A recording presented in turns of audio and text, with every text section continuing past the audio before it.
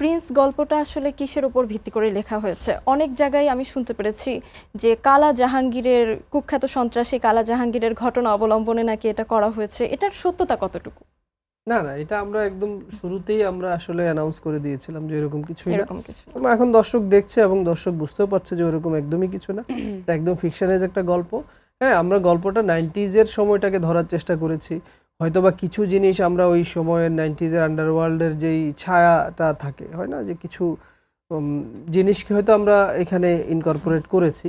কিন্তু বেসিক্যালি এটা একটা ফিকশনাল স্টোরি এবং এটা একটা আন্ডারওয়ার্ল্ড বেস গল্প। বাট সেখানে আমরা একদমই কোনো নির্দিষ্ট ক্যারেক্টারকে আমরা বেস করে আসলে একদমই করিনি।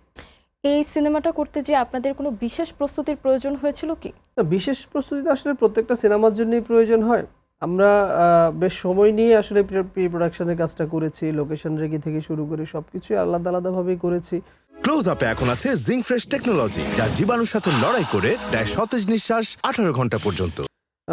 মাঝখানে শুধু একটু যেটা হলো যে আমাদের পারমিশনগত একটু ঝামেলার কারণে আমরা একটু পিছিয়ে গেলাম। বাট আদারওয়াইজ আমরা বলব যে আমরা এই সিনেমার জন্য সব ধরনের প্রিপারেশনই আমাদের ছিল এবং পিরিয়ডিক্যাল ওয়ার্কে যেটা হয় যে আপনি এখনকার একটা গল্পে আপনি যেকোনো একটা গাড়ি, যেকোনো একটা বাড়ি বা যেকোনো একটা লোকেশন ইউজ করতে পারবেন।